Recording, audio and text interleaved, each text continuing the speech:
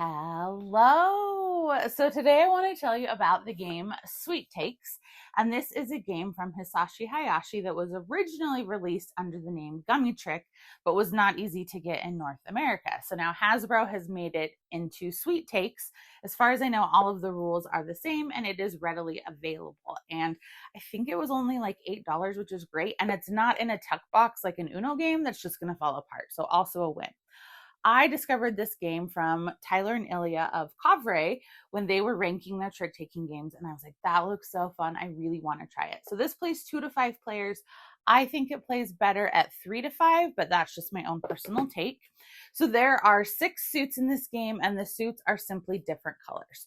So you will play with one more suit than number of people you have. So if I was doing a 3-player game, we would play with 4 suits. And of course, this trick-taking game, like all of the trick-taking games coming out right now, has a twist. It's not just your basic run-of-the-mill trick-taking, because those have been done.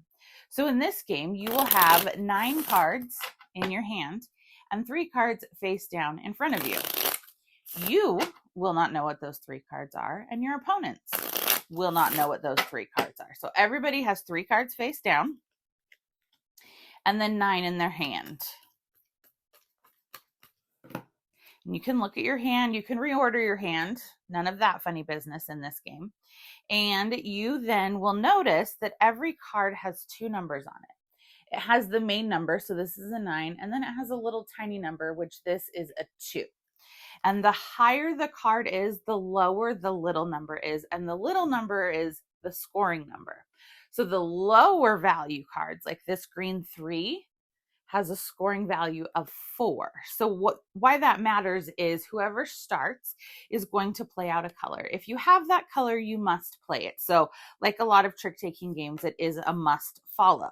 So if I have that color, I have to play it. If I don't have that color, I can play any color I want. Then the next person, if they have the first color that was played, they must play it. Well, if they're the next person, there's only one color out there. Let's say they're the third person. So let's say I played out pink and the next person didn't have pink for whatever reason, and they played out blue. Now the third person going, if they have pink, they must play pink. If they don't, then they must play blue. If they don't, then they can play out a third color. And then they played out yellow, let's say. Or no, let's make it more interesting. Let's have them play a color that's already out there. They played out this pink 5. So now what do we do? Well, I won the pink cards. So I get the highest card face up and any other card face down. And we're just going to set that aside for scoring at the end. The person who played blue, one blue, takes that. And then we go on. And then the way that it works is whoever was if multiple players take cards, I don't love this rule. If multiple players take cards, the last player in turn order to win a trick starts. We just do whoever took the first one starts. That's our house rule, but you can play by the real rules that are in there. So this just seems like, okay, this is a straight trick-taking game, except that other colors can play if you play off suit. There's more.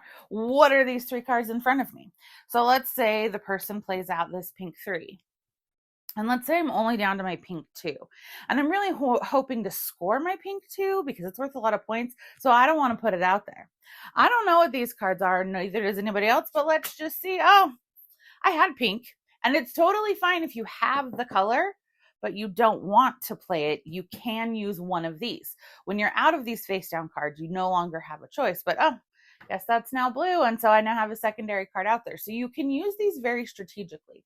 For not knowing what they are, when you play them is actually really important and can get you a lot of benefits, because now I'm going to get to score this unless someone plays a higher blue card, because the next person is going to have to follow pink if they can. And if they can't, then blue. And that's an 8. It's pretty high. I'm probably going to take it.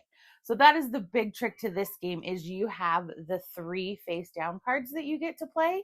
And so does everybody else. So knowing when to play those at the right time is so fun, and it is a big reveal for everyone. So I really enjoy this game because it is so simple. I love that multiple people can take cards at on each turn, and then to score, you just have all of your cards that you've got. Anything face up, you will score the value on it. Any card that's face down is simply 1 point.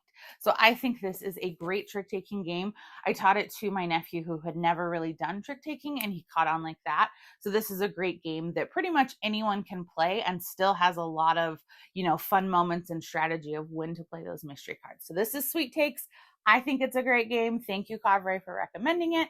Give me a like and a follow, and I'll keep bringing you more board game content. Thanks. Bye.